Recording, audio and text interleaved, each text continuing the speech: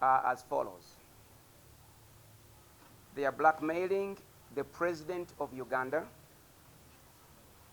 claiming that he sent them to carry out investigations about me, Pastor Ssenyonga. They are also saying that the president gave me money to give to pastors for the recently concluded campaign.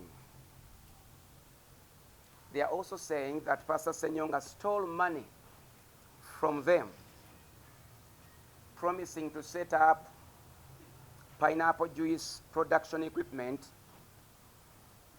and also claiming that I promised to build their churches, and I did not deliver.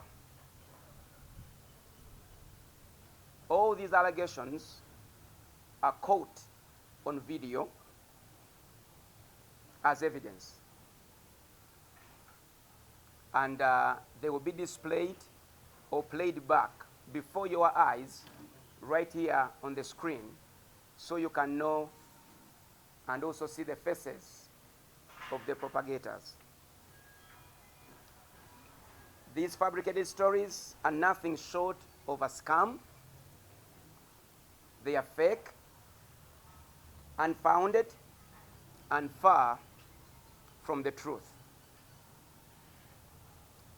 These are initiated, propagated, and financed by the one called Brother Ronnie Maccabi. Brother Ronnie Maccabi is the pastor, quote-unquote pastor, of the ATM Church, who also owns Aka TV and Christ FM. They are also sponsored by other fake mafia pastors who we have always talked about. Some of these pastors that are sponsoring this are involved in sodomy acts, where they sodomize underage teenage boys in the name of getting stronger anointing for miracles. As you may be aware, Maccabi runs a cult church, and also he fakes miracles to con money from the unsuspecting people. This is what he does for the living. He has also been involved in different criminal activities. The reason for him to attack me at this time is to try to divert from the obvious crimes. The reason for attacking me at this time is to try to divert from obvious crimes that have been reported against him by one of the people that he quoted, or one of the news outlets quoted, the one called Simon Muswangali. The truth is, Maccabi forcibly stole land from Muswangali family and other families that surround that area. After forcibly entering into that premise, he set up his radio station and television station, and that is on Sarama Road. At one time, the families came together to claim their land. And what did Maccabi do? He gathered his goons and himself involved, beat up these family members who were trying to claim their land, and turned around and opened a false claim that they came to church with a bomb in the name of destroying the church. The police was called immediately, arrived on the scene to rescue the situation, and the police testified, and it's on record, they never found the bomb, but they found his people beating up the owners of the land. Up to this time, he has occupied that land, and he has not left. Maccabee bribed Katwe police station for years. He was a good lawyer. That case is now progressing. Knowing that his fate is in a balance, Maccabee is now throwing a kitchen sink, desperately trying to destroy evidence, to destroy the character of the people that are standing and supporting the truth.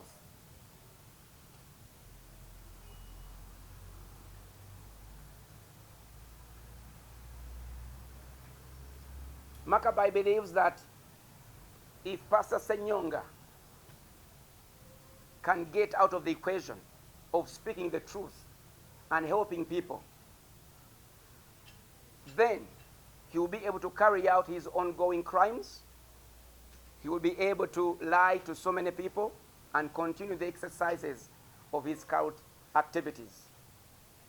He believes that if my personality is discredited, then the message I have is discredited. And if I'm out of the picture, then he's free to do as he wishes.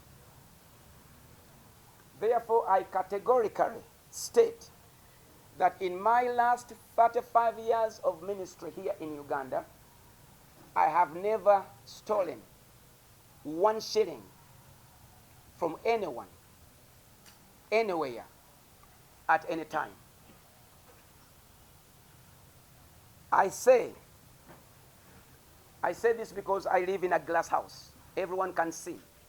35 years will be long enough for you to detect some flaws in someone's life. Maccabee and his people, his friends, the Sodomy people, believe that if I stop talking about the atrocities that are happening, they will finally drone the church down and out so that other people will live free. There are other crimes that are being investigated on these people. So they are doing this so that they can be able to stop. But like I said, I have never stolen from anyone. I have lived a life of giving. When I go to crusades, I give. When I go to the villages, I don't tell them to give me money so I can run a crusade. We sponsor our own events. I don't only sponsor our events, but I even help pastors in a tangible way. Recently, I gave pastors 160 million shillings. Excuse me.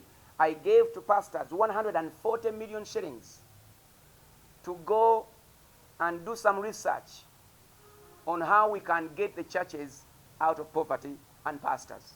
That money did not come from the president. That money did not come from the whites, the Americans. That money came from our own church and my personal savings in order to help my brothers and sisters that are struggling. It hurts my heart. It saddens my heart to see that one is bent to do the wrong thing in order to destroy the image of the church and also to sabotage the work of God. It is a sad day for the Church of Jesus Christ, for these men to be called pastors, for these men to be called men of God. And that's how they do what they do on a daily basis. So, as I conclude, it is unlawful to abuse the office of the president to cover one's crime. So what they are doing is criminal. It is unlawful to damage a reputable person like me, who have worked all my life to protect my character, my integrity, and to keep my testimony intact. So I therefore call upon the Ugandan police to gang up these people, investigate on them quickly, because they are sold out to destroy the person of the president and other people. I have been informed that the president's office will soon make a statement about this.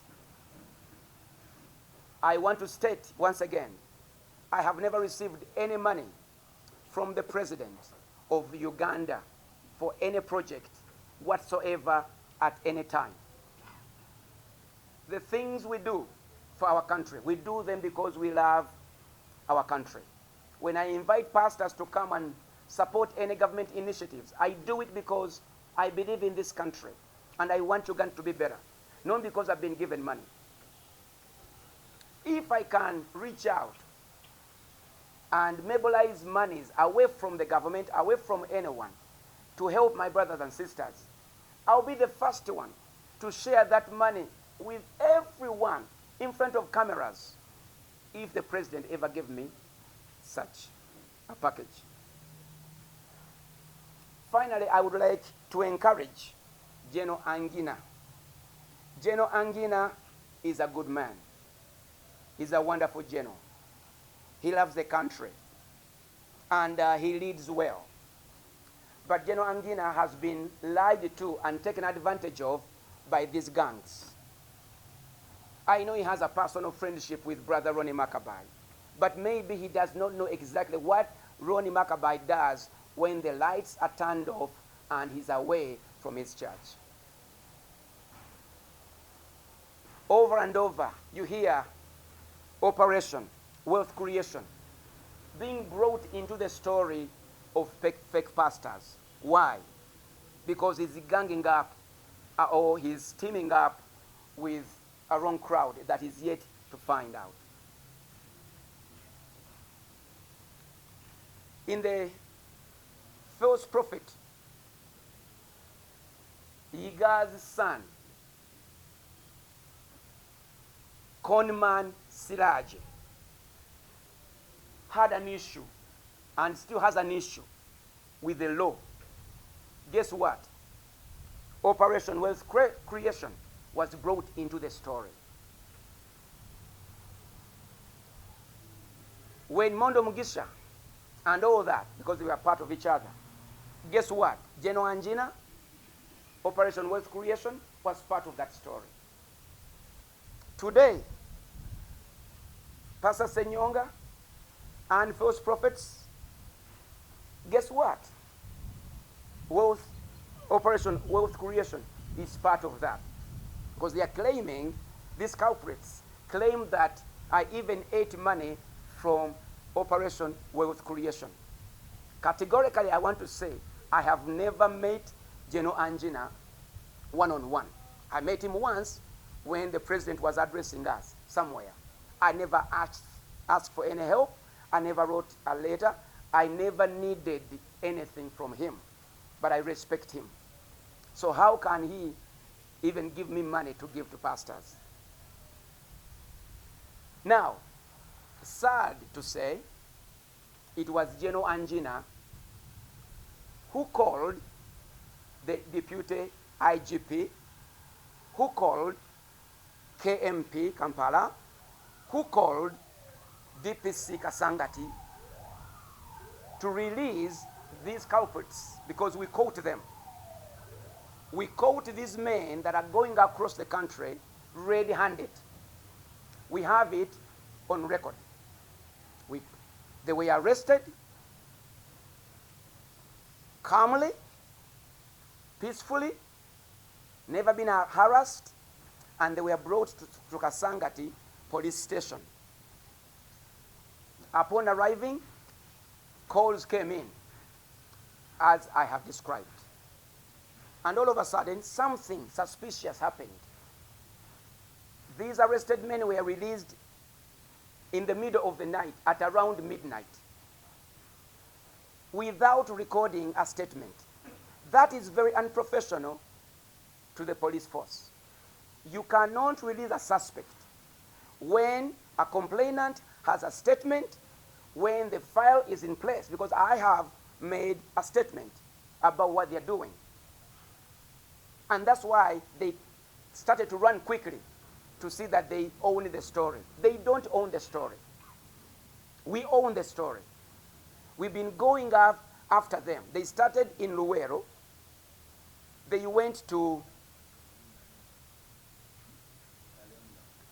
started in Kalenda. They went to Luwero, and after that to the east, Kamuli, and they ended up going to Butaleja. We caught them in Butaleja red-handed. We have all that on record and in video. So when someone is arrested on what seemingly to be a legitimate cause, you cannot release that suspect in the middle of the night at 12 a.m. without recording a statement. That is not the Uganda we want to live in. I'm thankful that the PSU has reined in now, and the suspects were brought back, and now they're being processed. So bravo to PSU for a good work done. I finally appeal to the Ugandan people to avoid going to these so-called pastors, but they're con men, to live peacefully in harmony with each other, to respect the law, and to work hard for the betterness of their families and for our country. I have brought to you today the entire Uganda here in the name of representation. I have 14 leaders representing 14 regions of Uganda that we have worked with. They will testify to you what we've been doing in Uganda. These are leaders of leaders. So the entire Uganda is here with what we've been doing. They can be able to testify, and they are there for you to ask questions of what manner of life we've lived all these years and what we do when we go to villages. How could you accuse me of having gone to Luwero? I have not been in Luwero for 10 years. I was there only for two days. One, when I went to prepare for a crusade. And then two, I went there for 45 minutes. My car parked right behind the platform in a crusade. I got off the platform, preached, went back in my car. I have not been in Luwero. So I have also brought pastors in Luwero. They are here. And they are going to tell you what they know about these people. They are here.